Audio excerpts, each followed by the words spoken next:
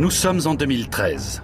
150 experts venus d'une cinquantaine de pays sont à Berlin pour débattre de l'adoption de mesures antiterroristes.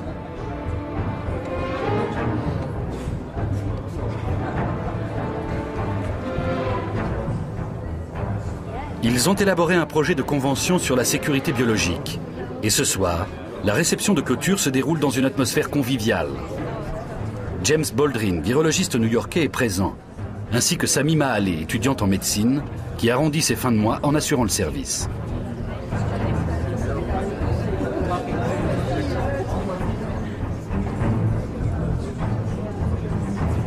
Mais précisément ce jour-là, des bioterroristes ont décidé de s'en prendre à ceux qui s'efforcent de contrer leurs activités. Ces serviettes sont couvertes d'une fine poudre contenant l'agent pathogène de la variole.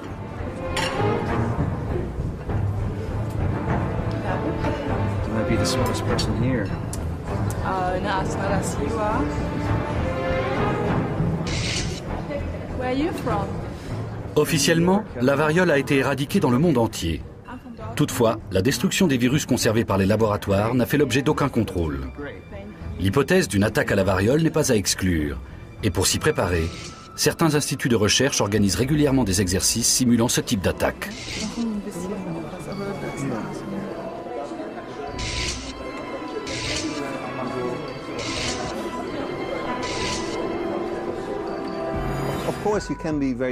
Il est normal de redouter la menace bioterroriste. Les terroristes ne se contenteraient pas de lancer des avions sur les Twin Towers, mais libéreraient un virus ou une bactérie au beau milieu de la population. Et si un tel virus se répandait, qu'il s'agisse de la variole ou de la grippe pandémique, toutes sortes de scénarios seraient envisageables. Nous en avons établi une longue liste. Imaginons qu'il existe un interrupteur permettant de faire disparaître tous les virus de la planète. Est-ce que vous choisiriez d'appuyer sur cet interrupteur? Instinctivement, beaucoup de gens diraient « oui, bien sûr, je le ferai ». Mais en réalité, ce serait prendre un gros risque, parce que les virus sont des acteurs fondamentaux de la vie sur Terre et remplissent aussi des fonctions très utiles.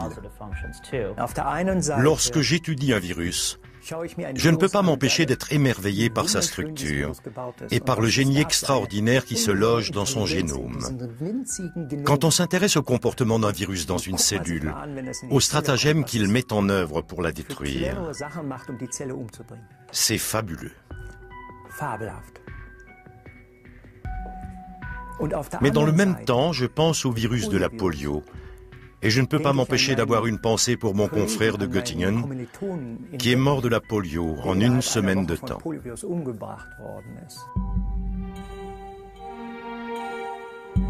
Dans son laboratoire new-yorkais, Eckhard Wimmer étudie depuis de nombreuses années le virus de la poliomyélite, couramment appelé polio. Après avoir décrypté le génome du virus, le chercheur a décidé de recréer ex nihilo cet ennemi qu'il connaissait si bien. Et pour ce faire, il s'est tout simplement connecté à Internet. Il a commandé auprès de sociétés de biotechnologie en ligne les différents gènes constituant le génome du virus et les a assemblés chimiquement avec le concours de son confrère argentin Hieronimo Cello. Dans une solution nutritive reproduisant les cellules habituellement attaquées par le virus, il a réussi à synthétiser le premier virus artificiel de la polio. Aujourd'hui, on sait reconstituer en laboratoire des virus plus complexes encore.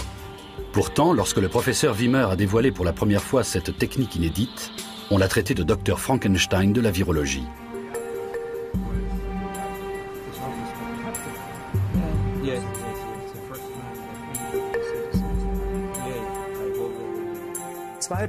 En 2002, l'opinion publique n'avait qu'une idée en tête. Mon Dieu, Wimmer et ses acolytes ont montré au monde entier qu'on peut fabriquer un virus. Ben Laden va utiliser cette technique pour produire des virus terribles et nous exterminer. D'ici 20 ans, je suis certain qu'on pourra produire des virus dangereux comme celui de la polio grâce à Internet, en les fabriquant artificiellement. Théoriquement, il est possible d'assembler des séquences génétiques. Mais en pratique, c'est une opération délicate, même en laboratoire. Il faut un bon laboratoire et un bon chercheur. Bien sûr, c'est possible. Et ça a déjà été fait. Mais il est plus simple de se servir dans la nature. Xavier Pourru s'est spécialisé dans l'étude d'autres armes susceptibles d'être utilisées par le bioterrorisme, les fièvres hémorragiques. Il s'agit de virus qui provoquent de graves hémorragies internes, comme les virus Ebola ou Marburg. Au Gabon, dans le centre de recherche médicale où travaille ce vétérinaire français, on vient de découvrir que 2 de ces virus mortels sont hébergés par certaines chauves-souris africaines, sans que l'animal ne soit lui-même malade. Depuis, Xavier Pourru traque les chauves-souris, car ce sont elles qui transmettent périodiquement le virus Ebola aux primates et aux hommes.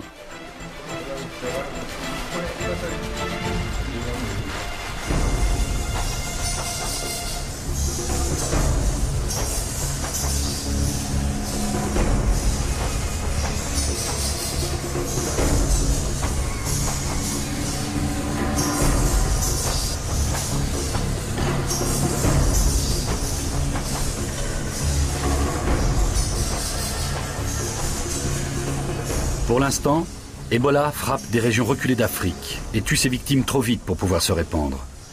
Mais les vagues de contamination atteindront un jour ou l'autre les grandes villes d'Afrique et leurs millions d'habitants. De là, elles ne seront qu'à quelques heures de vol des autres continents. Peut-être trouvera-t-on dans le sang des chauves-souris le secret qui les préserve de la maladie et qui permettrait de mettre au point un vaccin. Car on ne sait pas encore traiter la fièvre Ebola. Et ce n'est pas le seul élément qui en ferait une arme biologique redoutable. Le virus Ebola est très impressionnant parce que c'est un virus, une épidémie qui en fait se déclare souvent très soudainement.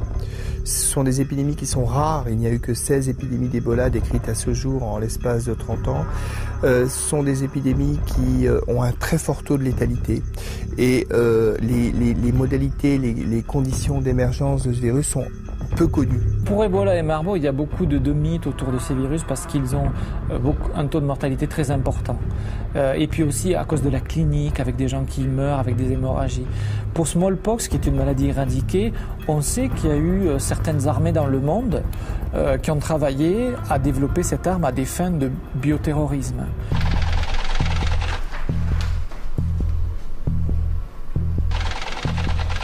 Dix jours après la conférence sur le bioterrorisme à Berlin, Sami Mahalé montre les premiers symptômes de la variole. Aujourd'hui, elle passe un examen crucial pour ses études. Avec son ami Lucas, elle a révisé pendant des semaines.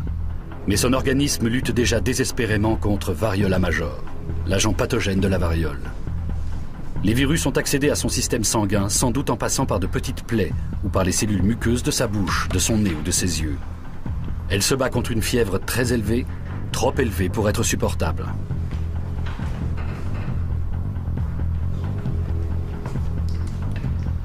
Excusez-moi.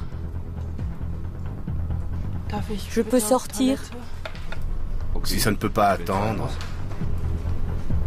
Sami a pris des médicaments pour faire baisser la fièvre, mais elle souffre de violents maux de tête et de douleurs dans tous ses membres. Pour l'heure, les symptômes sont ceux d'une forte grippe. Mais dès le lendemain, l'agent pathogène va montrer son vrai visage.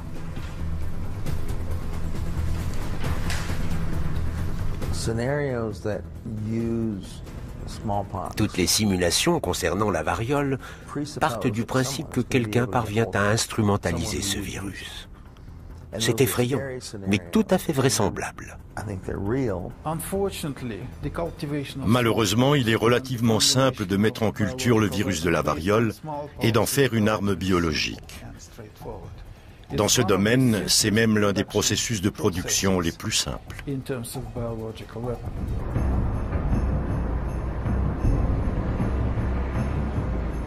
La ville de Kiev, en Ukraine, est récemment entrée dans une nouvelle ère. Une entreprise pharmaceutique américaine s'y est installée pour proposer à une clientèle aisée des centres de diagnostic et des médicaments de pointe visant au renforcement des défenses immunitaires. Son président, Ken Alibek, s'appelait auparavant Kanatian Alibekov et était directeur adjoint du Biopréparat, le programme secret d'armes biologiques, mené par l'URSS jusque dans les années 1990 en dépit des traités internationaux. Biopréparat comptait quelques 32 000 employés. Au fil des ans, le programme a produit suffisamment d'armes biologiques pour réduire plusieurs fois à néant la population mondiale. Peste, variole, virus Ebola, mais aussi des virus modifiés requérant une technologie de pointe. Depuis, Ken Alibek a tourné la page. Installé aux États-Unis, il menait ses compétences de consultant et s'intéresse désormais au système immunitaire de l'homme, qu'il veut aider à lutter contre le cancer, le vieillissement et le terrorisme biologique.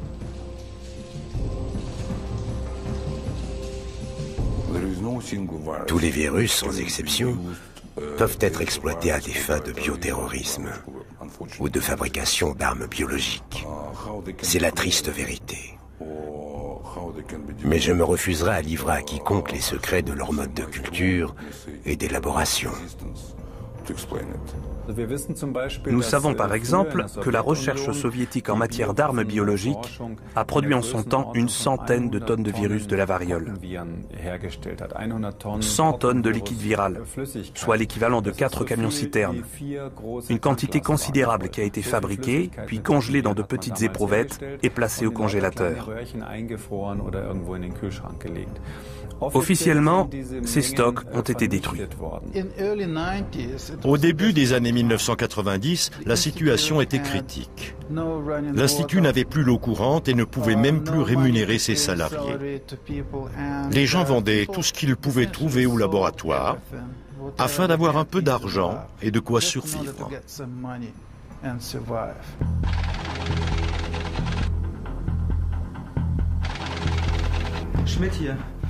Lucas Schmidt à l'appareil. Mon amie a une très forte fièvre, 39,5. Elle a des vertiges et tient à peine debout. Elle présente des symptômes grippaux et une éruption cutanée. Ça ressemble à la varicelle, mais c'est différent. Je suis étudiant en médecine. Elle a passé un certain temps en Afrique centrale. Je suis très inquiet. Personne ne se doute dans cette colocation universitaire de Dortmund qu'il puisse y avoir un lien entre le congrès de Berlin et les pustules qui couvrent la peau de Sami. Cette éruption est une réaction immunitaire de l'organisme. 11 jours se sont écoulés depuis que la jeune femme a été contaminée et des armées de virus ont eu le temps de s'introduire dans ses cellules cutanées. Son sang est submergé d'agents pathogènes et de cellules immunitaires en alerte.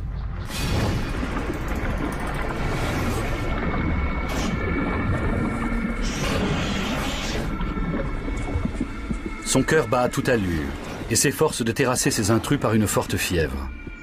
Mais l'invasion est impossible à contenir et les cellules succombent en masse.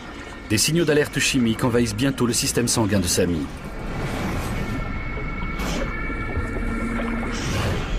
Si les virus proches de la variole, les poxvirus, sont aussi dangereux, c'est parce qu'ils sont capables de s'introduire dans les cellules épithéliales, c'est-à-dire les cellules des tissus qui recouvrent nos organes, nos vaisseaux et même notre peau.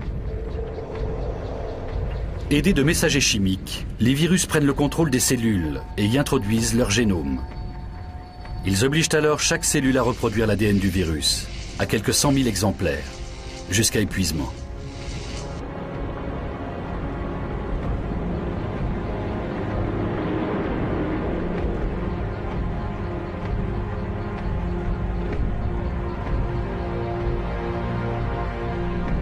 En outre, le virus de la variole peut se propager directement de cellule en cellule, sans passer par le système sanguin.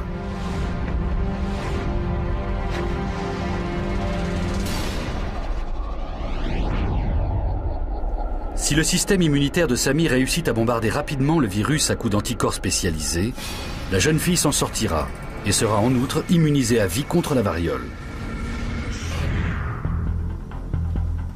Voyant les boutons qui constellent sa peau et sachant qu'elle a séjourné en Afrique, le médecin urgentiste l'a fait hospitaliser dans un service d'isolement.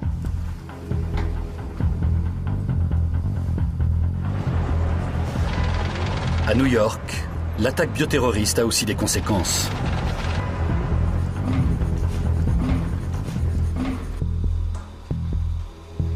Le virologue James Baldwin est désormais une véritable bombe humaine.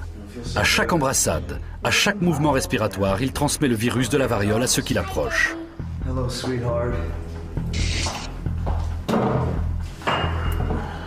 James a été vacciné contre la variole il y a plusieurs années, mais sa protection n'est pas efficace. Même s'il ne présente pas d'éruption cutanée, il est contagieux. Je ne sais pas ce qui se passe. Les plus grands bioterroristes ne sont pas ceux que l'on croit. Le premier bioterroriste, c'est la nature. Regardez ce qui s'est passé au cours des dernières décennies avec les épidémies de sida, de SRAS, de grippe ou encore de variole. La liste est longue. De nouvelles niches apparaissent constamment pour de nouveaux virus. Et dans la plupart des cas, ils quittent le monde animal pour s'en prendre à l'homme. Il est certain que les forêts tropicales de notre planète regorgent de virus qui pourraient nous éliminer. Ne serait-ce qu'en raison de leur nombre, il est très probable qu'il existe sur Terre un virus en mesure de faire disparaître l'humanité.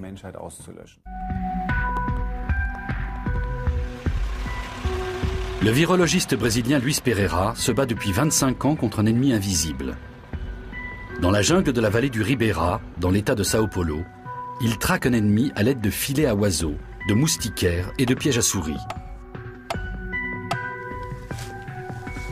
Luis Pereira a affronté le virus Rocio de la famille des Arenaviridae, mortel à 100%, le très rare virus Sabia ou encore celui de la dengue. Il a même failli mourir à la suite d'un accident de laboratoire avec un virus de la famille des Bunyaviridae, de type Guaratuba. Il espère bien piéger ses prochains ennemis avant qu'ils ne frappent. Il a déjà découvert une trentaine de nouveaux virus.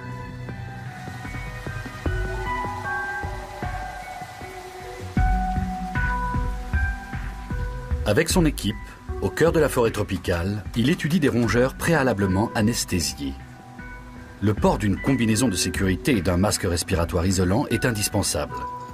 Ces souris sont souvent porteuses du hantavirus, un type de virus inoffensif pour elles, mais qui peut s'avérer mortel pour l'homme. Au naturel, pourtant, le hantavirus n'a pas de raison de s'en prendre à nous. S'il croise la route de l'homme, c'est parce que ce dernier s'avance toujours plus loin dans la forêt tropicale. Bien souvent, les animaux coexistent en paix depuis des millions d'années avec les virus. Et c'est lorsqu'ils passent de l'animal à l'homme que les agents pathogènes peuvent faire des ravages.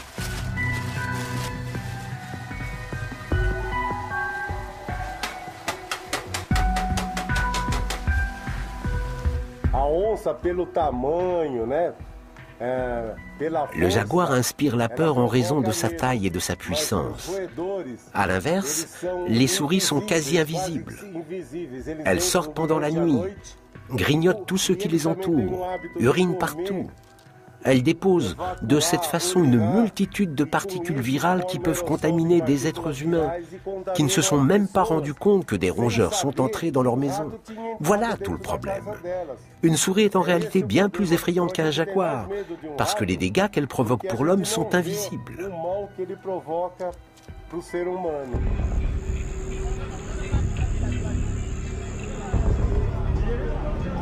À Franceville, au Gabon, des chercheurs traquent un autre tueur spectaculaire, Ebola. C'est dans les pays tropicaux que les populations sont le plus exposées aux zoonoses, c'est-à-dire aux maladies pouvant passer de l'animal à l'homme.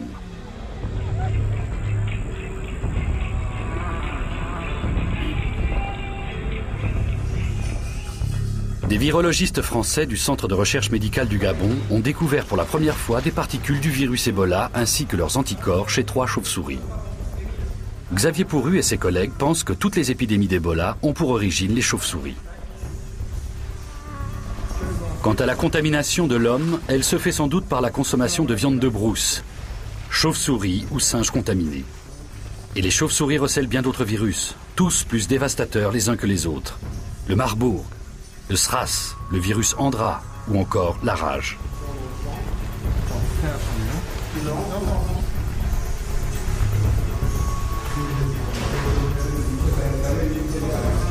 Jusqu'à présent, une maladie comme Ebola, par exemple, quand elle émerge au Congo, au Gabon, en Ouganda, crée des foyers d'environ 150-300 personnes qui sont assez réduits et qu'on arrive assez facilement à contenir jusqu'à présent. Mais il faut se souvenir qu'une maladie comme le sida, par exemple, a débuté aussi par un virus qui passait du singe à l'homme. Et aujourd'hui, on a une pandémie au niveau international avec des millions de cas.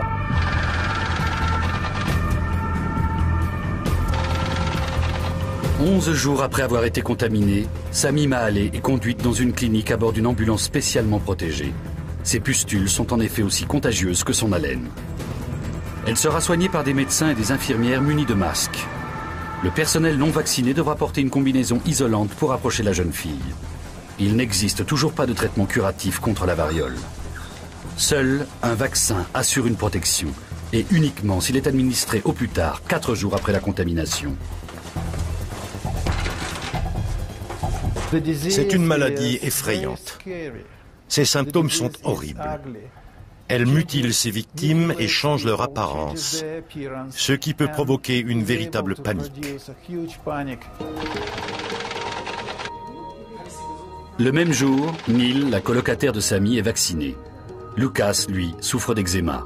Le vaccin antivariolique est fortement contre-indiqué dans son cas. Tous deux sont placés en quarantaine, comme toutes les personnes qui ont été au contact de Sami.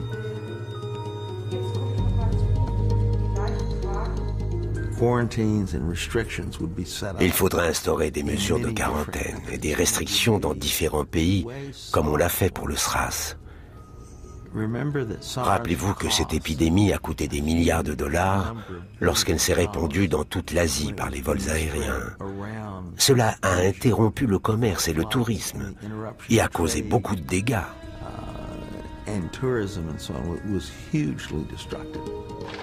5 jours plus tard, Sami présente le tableau clinique complet de la variole. Même si elle survit, elle conservera de vilaines cicatrices. 1 semaine plus tard, le virus fait son apparition à New York chez l'épouse de James Baldwin, Helen, ainsi que chez leur fille Marla. Les urgences? Mon épouse et ma fille sont très malades. Ma femme a de la fièvre, des pustules sur le visage et une éruption cutanée dans le cou. Oui, s'il vous plaît. À l'angle de la 54e et de la 3e, là-haut à Manhattan. Le virus de la variole a été éradiqué, si bien qu'on ne fait plus d'injections préventives de nos jours. Ce n'est plus nécessaire. C'est la première fois dans l'histoire de l'humanité que l'on parvient à vaincre totalement une maladie. Et malheureusement, c'est également devenu notre talon d'Achille, car nous ne sommes plus immunisés contre ce virus. Comme les virus varioliques, Ebola fait partie de la douzaine d'agents pathogènes mortels susceptibles de servir d'armes biologiques. Et l'on comprend bien pourquoi. À chacune de ses réapparitions en Afrique, il fait un carnage. En septembre 2007, le virus frappe le Congo. À l'origine, tout laisse à penser qu'il s'agit d'une épidémie de diarrhée. Mais après le décès de 80 malades, l'alerte est donnée. Médecins sans frontières envoie alors ses spécialistes et installe un pavillon d'isolement à Kampungo, à 170 km seulement de Kananga, qui compte plus d'1 million d'habitants. L'équipe technique construit une piste d'atterrissage et des routes pour les interventions d'urgence, puis évacue les personnes contaminées habitant les villages alentours. Christian Fabiensen est le premier médecin sur place. Cette patiente souffre d'épuisement généralisé, de crampes abdominales, de nausées et de vomissements. Elle ne sera classée parmi les victimes d'Ebola que quelques jours plus tard, après un test en laboratoire de haute sécurité. Cette femme a contracté le virus en soignant sa fille, elle-même tombée malade quelques jours auparavant. Ses yeux rougis indiquent que ses vaisseaux sanguins sont déjà partiellement détruits. Le virus à structure filamenteuse est entré dans le sang par une plaie ou une muqueuse. Comme tous les virus, il est programmé pour proliférer dans certaines cellules ciblées, en l'occurrence les phagocytes, des cellules essentielles au système immunitaire que l'on trouve dans le sang.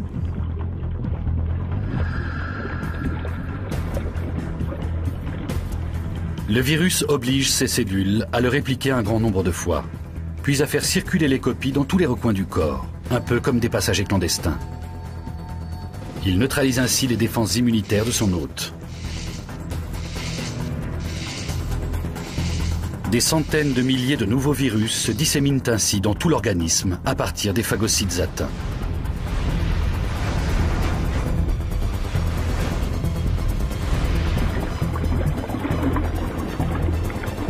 La seconde spécialité du virus Ebola est de détruire les cellules constituant les parois des vaisseaux sanguins. Il perfore toutes les veines, même les plus fines. Lorsqu'il atteint les ganglions lymphatiques et la rate, il n'y a pratiquement plus d'espoir. Les ganglions de cette patiente sont déjà gravement atteints. Là encore, il n'existe pas de traitement. Dans quelques jours, elle succombera à une hémorragie interne.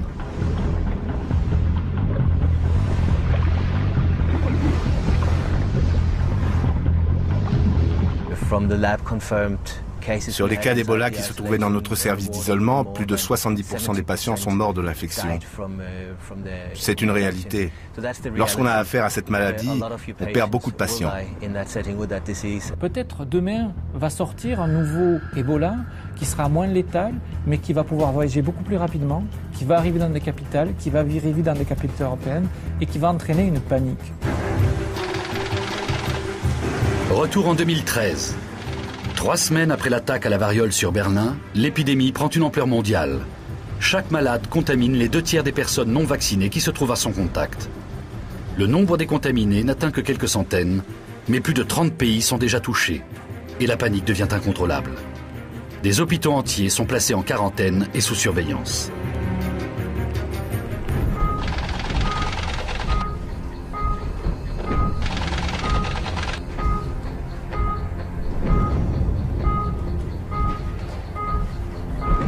À New York, la jeune Marla se trouve elle aussi dans un service de confinement avec sa mère Hélène.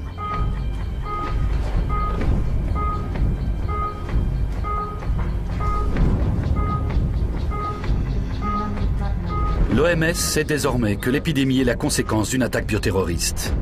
Les participants au congrès berlinois, comme James Baldwin, sont des complices involontaires du virus, car tout individu dont la vaccination a échoué représente un risque pour son entourage. S'il se souvient des personnes qu'il a croisées au cours de la semaine écoulée, il peut sauver des vies. On est allé au théâtre, on était assis au premier rang. Il y avait des centaines de spectateurs. Je ne sais pas qui ils étaient, ni d'où ils venaient. Si James Baldwin se sent coupable d'avoir contaminé son épouse et sa fille, d'autres que lui devraient avoir bien mauvaise conscience. On investit des milliards dans la défense militaire, même en Europe, en misant sur la probabilité qu'un ennemi franchira un jour notre frontière pour nous envahir. Mais les véritables envahisseurs, ce sont de petits microbes qui traversent nos frontières quotidiennement. Alors quand on songe à ce qu'on investit dans la sécurité nationale, il y a de quoi s'interroger. Notre sécurité se décide-t-elle vraiment aux frontières classiques ? La sécurité, n'est-ce pas plutôt la santé de notre population et sa vulnérabilité ? À la fin de l'été 1999, on constate de mystérieuses morts d'oiseaux à New York. Les cadavres se comptent par milliers. Et bientôt la population humaine est touchée, ce qui alerte les autorités sanitaires de la métropole. Toutes les victimes présentent des modifications inflammatoires au niveau du cerveau. Autre point commun, elles ont toutes passé beaucoup de temps au grand air pendant l'été. L'agent pathogène est bientôt identifié. Il s'agit du virus du Nil occidental propagé par les moustiques. Il n'a jamais été constaté aux États-Unis, si bien que la rumeur évoque une attaque bioterroriste ou un accident survenu dans un laboratoire. Mais l'explication est sans doute beaucoup plus banale. Ce virus était assez répandu en Afrique du Nord. On le rencontrait également fréquemment en Israël. Or, New York compte une vaste communauté juive qui fait régulièrement la navette entre New York et Tel Aviv. Ce virus serait donc entré aux États-Unis par un de ses vols et fait le voyage dans une cabine climatisée. C'est Thomas Brise qui va identifier le virus, un Allemand considéré comme l'un des meilleurs chercheurs du monde en virologie. Au moyen d'une procédure d'analyse en 3 étapes qu'il applique dans son laboratoire de New York, il peut détecter la présence de n'importe quel agent pathogène. Il a ainsi découvert un groupe entier de virus responsables du rhume, démasqué un virus mortel de l'abeille, ainsi qu'un virus de la famille des Arenaviridae qui avait provoqué la mort de patients greffés en Australie. Au moment de l'épidémie de SRAS, il était aussi en première ligne. Mais malgré son brillant travail de détective sur le virus du Nil occidental, ce dernier va se propager avec une grande efficacité à travers les États-Unis et est aujourd'hui présent dans tous les États fédérés, sans oublier Hawaï et l'Alaska.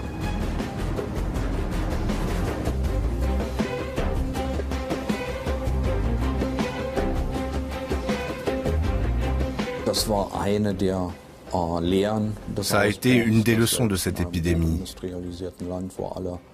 Alors qu'on se trouve dans un pays très industrialisé, où l'on a des hélicoptères ou des insecticides à disposition, il est impossible de stopper ou d'éradiquer une épidémie virale en cours de propagation, même si elle a été détectée relativement tôt.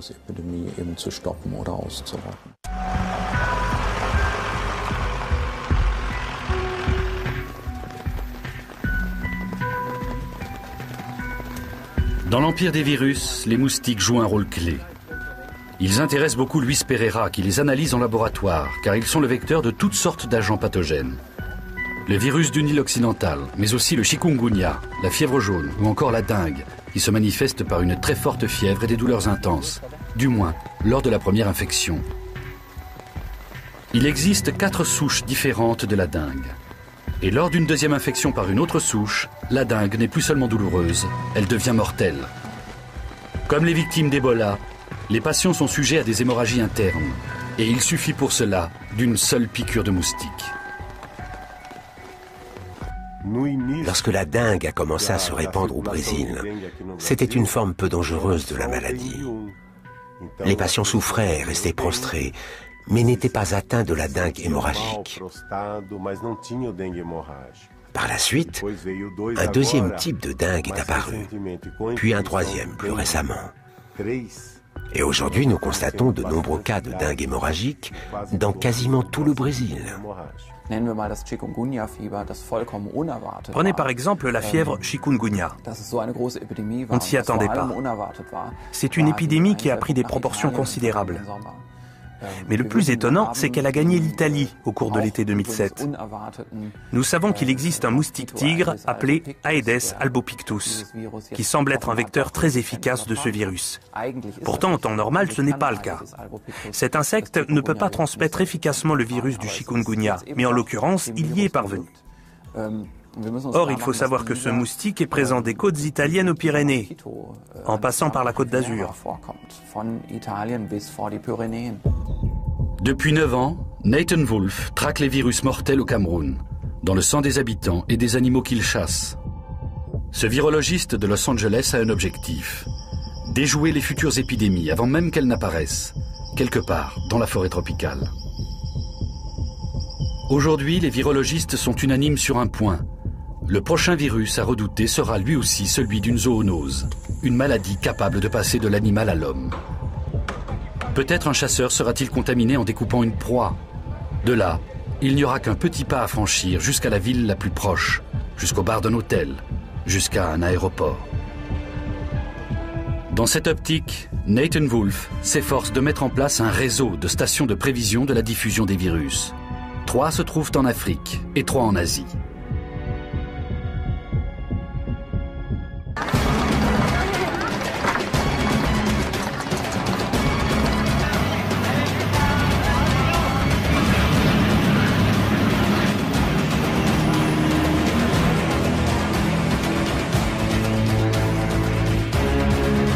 Mais ce futur virus, quel qu'il soit, ne se déploiera que lorsqu'il frappera les grandes métropoles.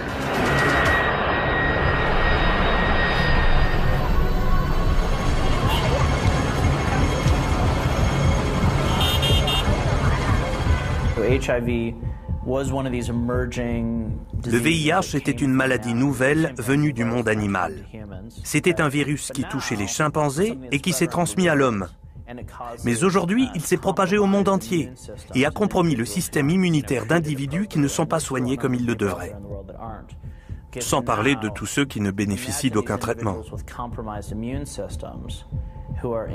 Imaginez que ces personnes immunodéficientes entrent en contact, par la chasse, la découpe de viande d'animaux sauvages sur un marché ou encore dans un restaurant, avec un autre groupe de virus ou de micro-organismes.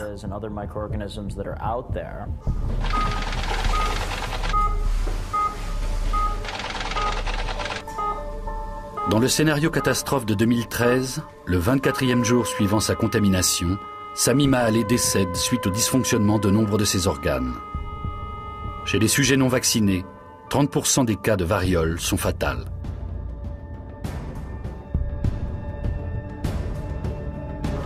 Exodus 10:15 Uhr, wir hören auf.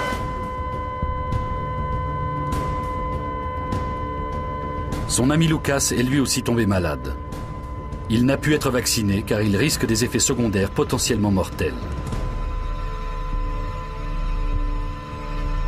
Seule une des étudiantes de leur colocation de Dortmund va échapper au pire. Neil a bien réagi au vaccin.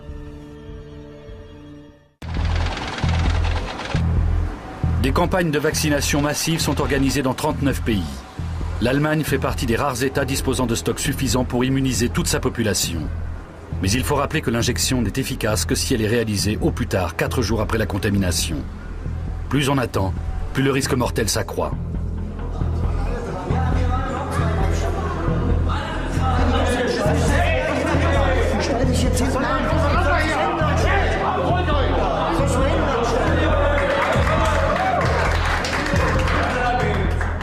Dortmund est l'une des villes les mieux préparées, avec Berlin, Munich et Francfort.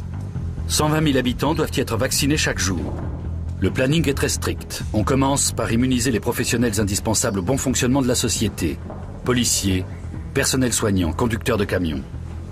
Par peur des pillages, l'emplacement des entrepôts où sont stockées les doses de vaccins n'est pas révélé au grand public.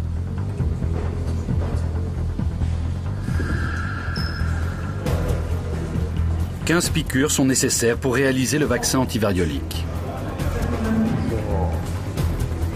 Ce dernier contient le virus de la vaccine, une maladie qui touche les bovins et que l'on provoque chez l'homme pour le préserver de la variole. La vaccine était déjà utilisée de cette façon en 1796, alors qu'on ignorait encore que c'était un virus. Pour s'introduire dans une cellule, le virus de la vaccine se déguise en débris cellulaires. Ces derniers sont normalement absorbés par les cellules voisines sans alarmer le système immunitaire. Comme d'autres agents pathogènes, le virus de la vaccine reprogramme les cellules touchées à l'aide de messagers chimiques et les oblige, dans les 6 heures qui suivent, à produire quelques 10 000 copies de son ADN.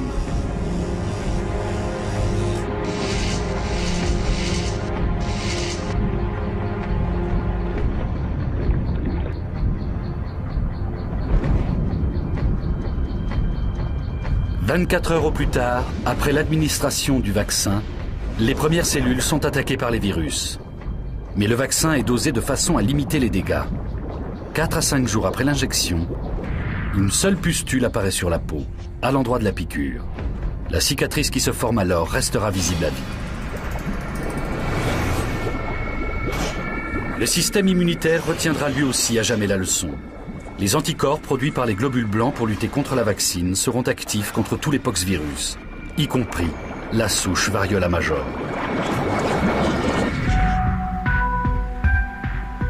Au laboratoire du professeur Schalay, à l'université de Würzburg, des souris cancéreuses se sont vues injecter le virus de la vaccine. Mais les chercheurs ont doté le virus d'une protéine fluorescente, ce qui permet de suivre à l'aide d'une caméra spéciale le trajet du virus dans l'organisme des rongeurs. Injectés dans la queue de l'animal, les virus se cachent dans les cellules tumorales des souris, comme pour déjouer les attaques du système immunitaire. De cette façon, elles rendent visibles tumeurs et métastases. Mais voici le plus étonnant. Les virus vont s'attaquer aux tumeurs cancéreuses et les détruire entièrement de l'intérieur. Le professeur Schalay et son équipe de Würzburg comptent prochainement tester cette technique sur des sujets humains.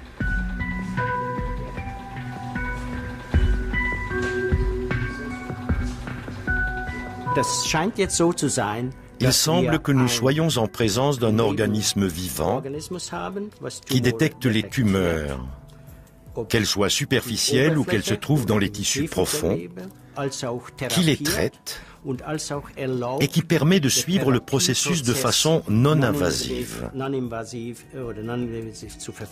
C'est merveilleux. Si cela pouvait s'appliquer à l'homme, ce serait une avancée énorme pour les malades du cancer. Les virus sont très efficaces lorsqu'il s'agit de transporter du matériel génétique jusqu'à des cellules humaines, par exemple, mais aussi jusqu'à des cellules cancéreuses. À l'avenir, nous pourrions tirer profit des virus et les utiliser comme des vecteurs pour transporter le matériel génétique dont nous avons besoin dans la lutte contre certaines maladies comme le cancer. En ce matin de 2013, dans le groupe de crise de l'OMS, c'est le soulagement. Pour la première fois, le nombre de personnes contaminées dans le monde est resté stable. La pandémie semble freiner. Dans cette simulation, l'attaque dirigée initialement sur Berlin aura fait en tout 165 victimes. Parmi elles, Hélène Boldrin. Sa fille Marla, elle, s'en sortira.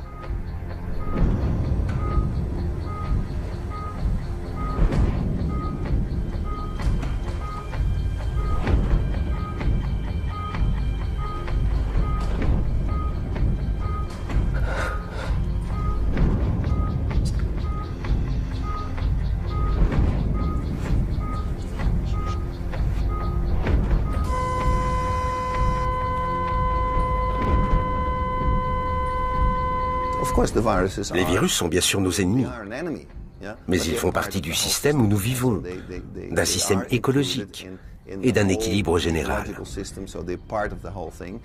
Et s'ils deviennent parfois incontrôlables, c'est souvent parce que nous commettons nous-mêmes des erreurs.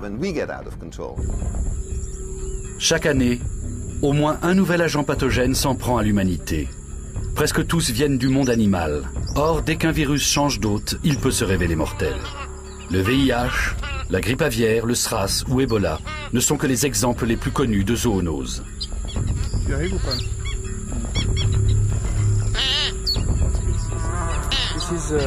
C'est Epomops franketti, une des 3 espèces qu'on a retrouvées porteurs d'anticorps dirigés contre le virus Ebola dans les régions du Nord.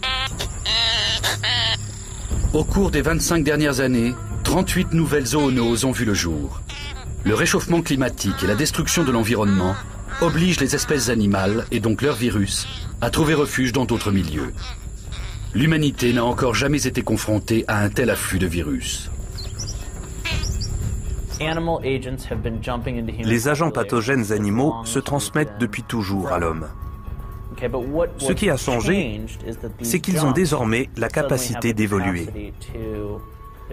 L'extrême densité de la population leur offre un carburant, un vecteur supplémentaire de transmission. Cela augmente les chances des virus de s'installer durablement chez les humains. Pour les micro-organismes, nous représentons une gigantesque ressource énergétique. Dans le monde des microbes, celui qui réussit à s'adapter à l'homme gagne le gros lot.